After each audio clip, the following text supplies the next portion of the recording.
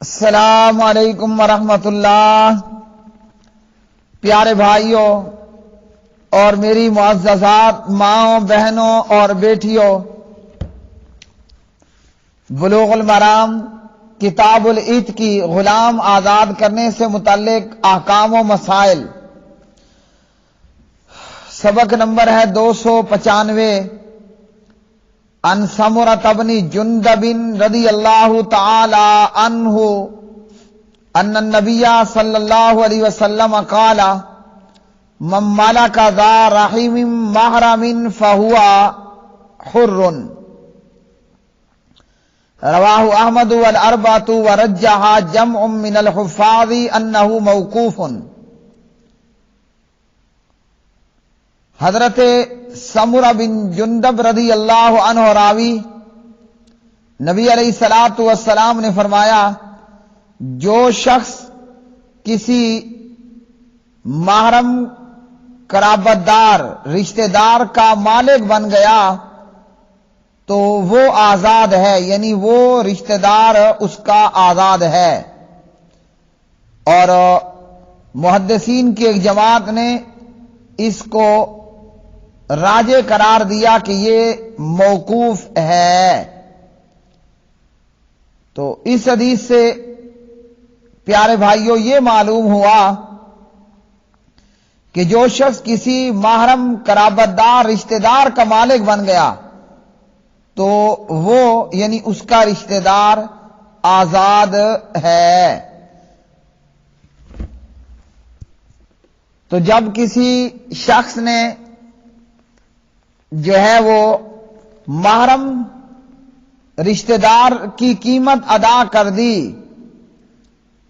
تو اسے خرید لیا تو اس کا خریدنا ہی اس کا آزاد ہو جانا ہے۔ اور یہی بات جمہور نے کہی کہ وہ صرف خریدنے سے ہی آزاد ہوگا، جب خریدنا ہی اس کی آزادی کا سبب ہے تو جس نے محرم رشتہ دار کو خریدا تو وہ اس کا رشتہ دار آزاد ہو جائے گا۔ اس حدیث سے یہ معلوم ہوا کہ جو شخص کسی محرم رشتہ دار کا مالک بن گیا یعنی اس کو خرید لیا تو اس کا وہ رشتہ دار آزاد ہے۔ اس حدیث کی روح سے اور اسی طرح دیگر روایات جن تعلق داروں کا باہم نکاح نہیں ہو سکتا یعنی محرم ہیں وہ جن سے نکاح حرام ہے، مثلا باپ، بھائی، چچا وغیرہ وغیرہ، جن تعلق داروں کا باہم نکاح نہیں ہو سکتا ان میں غلامی اور آقائی کا تعلق بھی نہیں رہ سکتا۔ مثلا اگر بیٹے نے اپنے غلام باپ کو خرید لیا تو اس کا باپ یا چچا ہے یا بھائی ہے تو وہ آزاد ہو جائے گا۔ بیٹے نے باپ کو خریدا تو اس کا باپ اب آزاد ہے۔ جن تعلق داروں میں حرمت کا رشتہ ہے، ایک دوسرے کے لیے محرم ہیں، ان میں غلامی اور آقائی کا تعلق بھی نہیں رہ سکتا۔ تو بیٹا باپ کو خریدے گا، بیٹا بھائی کو خریدے گا اور بھتیجا چچے کو خریدے گا وغیرہ تو وہ آزاد ہو جائے گا۔ اگلی حدیث ان عمران بن حسین رضی اللہ تعالی عنہما ان رجلا اعتق 6 مماليك له عند موته لم يكن له مال غيرهم فدعا بهم رسول اللہ صلی اللہ علیہ وسلم فجزأهم اسلاسا ثم اقرع بینہم فاعتق 2 وارق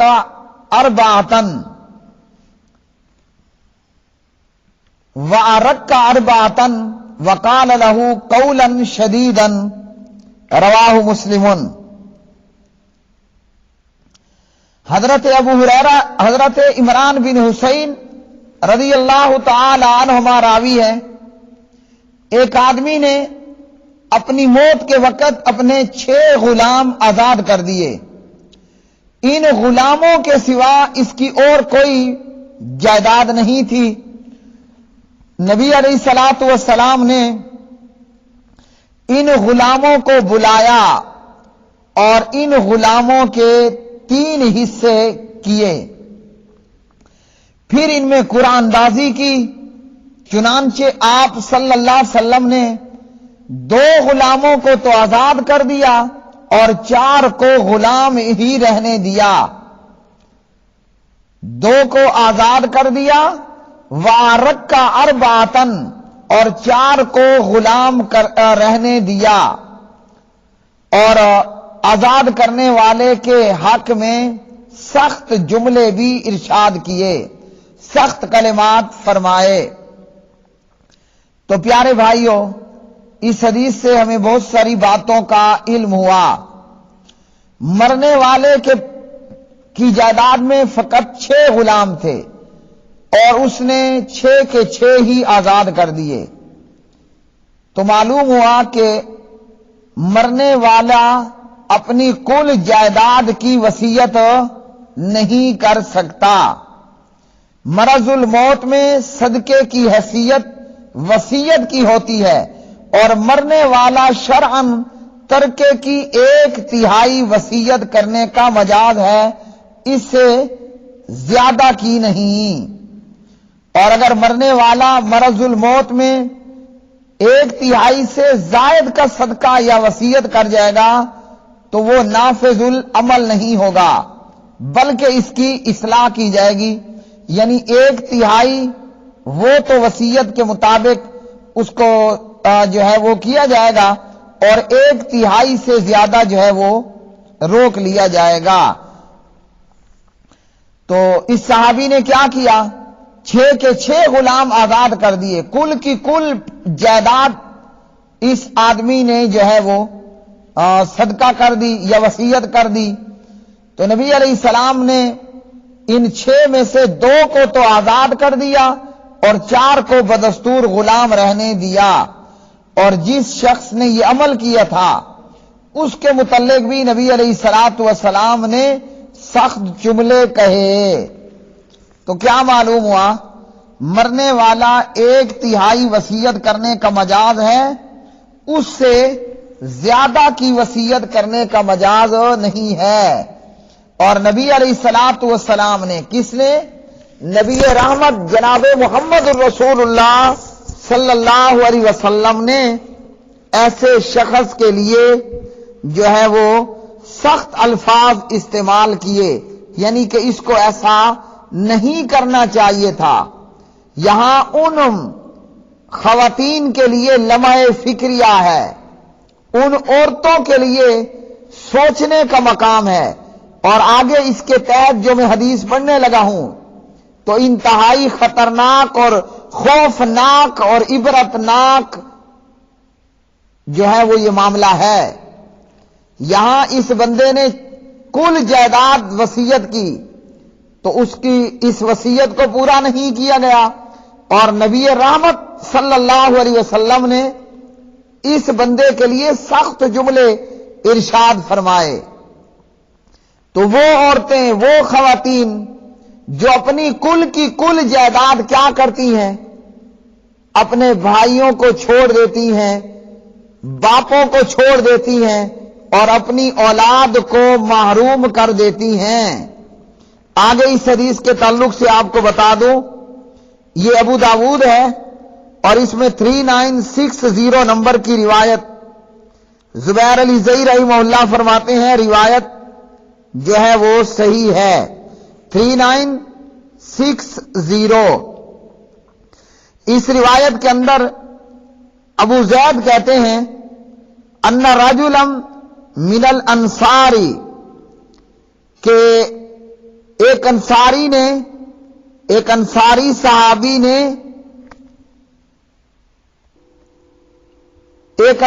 نے اپنی موت کے وقت میں اپنے غلام آزاد کر دیے. نبی علیہ الصلوۃ والسلام نے فرمایا اگر میں اس کے دفن کیے جانے سے پہلے حاضر ہوتا، اگر میں اس کے دفن کیے جانے سے پہلے حاضر ہوتا لم یدفن فی مقابر المسلمین، تو وہ مسلمانوں کے قبرستان میں دفن ہی نہ کیا جاتا۔ اس نے کیا کیا تھا؟ اپنی موت کے وقت اپنے غلاموں کو آزاد کر دیا۔ تو آپ نے فرمایا کہ اگر میں اس کے دفن کیے جانے سے پہلے موجود ہوتا تو ایسے شخص کو مسلمانوں کے قبرستان میں دفن ہی نہ کیا جاتا۔ یہ کیوں کہا گیا؟ کہ اس شخص نے اپنی اس وصیت کی وجہ سے اپنے وارثوں کو محروم کر دیا۔ یہ سخت بات آپ نے اس بنا پر کہی کہ اس نے اپنی وصیت میں جو ظلم اپنے وارثوں پر کیا کہ تمام وارثوں کو محروم کر دیا، اب وہ کھڑے رہے خالی ہاتھ۔ تو بے شمار ایسی عورتیں اپنی ساری جائیداد اپنے بھائیوں کو چھوڑ دیتی ہیں، تو جناب ہمارے بھائی، تو میرا بھیا، تو میرا بھائی، اور تیری اولاد کہاں گئی؟ تیری بیٹیاں کہاں گئی؟ تیرا بیٹا کہاں گیا؟ تیرے مرنے کے بعد تیرے دیگر وارث کہاں گئے؟ تو یہ شخص صدقہ کر رہا ہے، اس نے اپنے 6 کے 6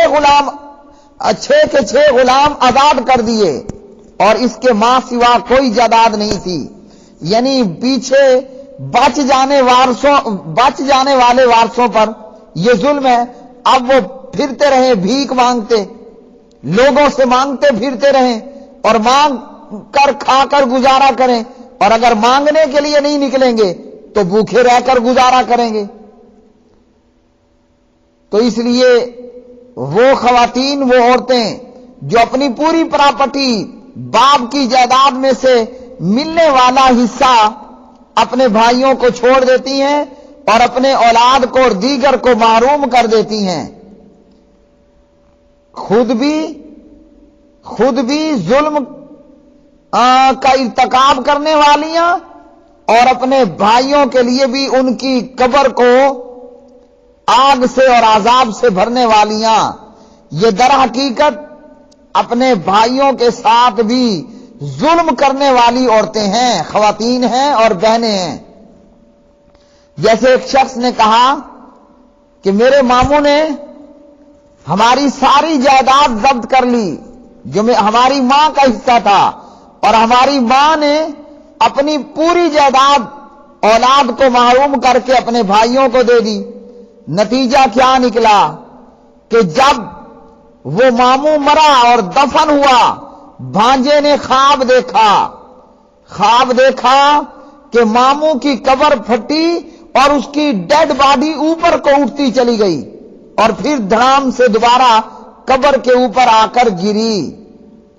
تو نبی علیہ السلام نے ایسے شخص کے متعلق یہ سخت جملے ارشاد فرمائے کہ جس نے اپنی کل جائیداد وصیت کر دی، صدقہ کر دی، اور اپنے وارثوں کو محروم کر دیا۔ بہنوں، بھائی جتنے پیارے ہوں، اپنی اولاد کو محروم مت کرو۔ یہ اولاد کے ساتھ بھی ظلم اور ان بھائیوں کے ساتھ بھی ظلم ہے، اور ان جائیداد ہڑپ کرنے والوں کو پتہ تب چلے گا کہ وہ جب دب کر مٹی نیچے پہنچیں گے، پھر معلوم ہوگا کہ آیا ہم ہوشیار اور چلاک تھے یا ہم سے بڑا نادان اور ہم سے بڑا بے وقوف کوئی نہیں تھا کہ بہنوں کی جائیدادیں ضبط کر لی، بھانجوں کو جو ہے وہ محروم کر دیا۔ اگلی حدیث، ان سفینہ رضی اللہ تعالی عنہ قال كنت مملوكا لأم سلمة رضی اللہ تعالی عنہا فقالت اعتقك واشترط عليك ان تخدم رسول اللہ صلی اللہ علیہ وسلم ما عشت، رواہ احمد و ابو داود والنسائی والحاکم۔ حضرت سفینہ رضی اللہ عنہ راوی فرماتے ہیں کہ میں ام المومنین والمومنات ام سلمہ رضی اللہ تعالی عنہ کا غلام تھا۔ ام سلمہ نے کہا سفینہ میں تجھے آزاد کرتی ہوں اور یہ شرط لگاتی ہوں کہ تو جب تک زندہ رہے گا رسول اللہ صلی اللہ علیہ وسلم کی خدمت کرے گا۔ اس حدیث سے معلوم ہوا کہ آزادی مشروط طور پر بھی دینا جائز ہے، شرط لگانا درست ہے۔ اگلی حدیث ان عائشہ رضی اللہ تعالی عنہا ان رسول اللہ صلی اللہ علیہ وسلم قال انما الولاء لمن اعتق متفق علیہ فی حدیث طویل۔ سید عائشہ رضی اللہ تعالی عنہ راویہ نبی علیہ الصلوۃ والسلام نے فرمایا ولا اسی کا حق ہے جو آزاد کرے۔ تو اس حدیث سے معلوم ہوا ولا اسی کا حق ہے جو غلام کو آزاد کرے۔ ولا یہ کیا ہے؟ اس سے مراد یہ ہے کہ آزاد شدہ غلام جب مر جائے گا اور اس کے ورثاء میں سے کوئی نہ ہو تو اس کے ترکے کا مستحق آزاد کرنے والا ہوتا ہے یا آزاد کرنے والے کے ورثاء ہوتے ہیں۔ اگلی حدیث ان عبداللہ ابن عمر رضی اللہ تعالی عنہما قال قال رسول اللہ صلی اللہ علیہ وسلم الولاء لحمۃ کا لحمۃ النسب لا یباع ولا یوہب رواہ الشافعی وصححہ ابن حبان والحاکم اصلہ فی الصحیحین بغیر ھذا اللفظ۔ حضرت عبداللہ ابن عمر رضی اللہ تعالی عنہما راوی نبی علیہ السلام نے فرمایا نبی علیہ الصلوۃ والسلام نے فرمایا ولا بھی نسب کے تعلق کی طرح ایک تعلق ہے جسے نہ تو فروخت کیا جا سکتا ہے نہ ہبہ کیا جا سکتا ہے۔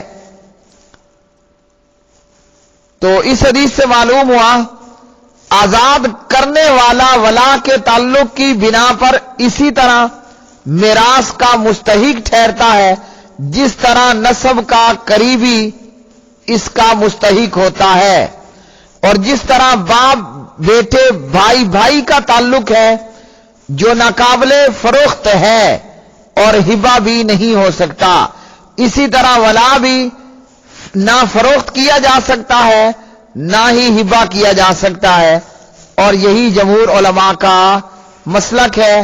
پیارے بھائیو، یہ آج کا سبق نمبر 295 تھا۔ آج کے سبق میں معلوم ہوا مرنے والا اپنے کل کے کل غلاموں کو، سب کے سب غلاموں کو، جبکہ وہی اس کی جائیداد ہو، آزاد نہیں کر سکتا۔ دوسرے لفظوں میں مرنے والا اپنی کل کی کل جائیداد صدقہ وصیت نہیں کر سکتا۔ جو ایسا کرے گا وارثوں پر ظلم کرے گا تو اس کا ایسا کرنا ظلم پر مبنی ہوگا، اور اس کے لیے یہ وعید ہے کہ نبی علیہ السلام نے اس کے متعلق سخت جملے کہے اور اس طرح دیگر۔ وآخر دعوانا ان الحمد للہ رب العالمین۔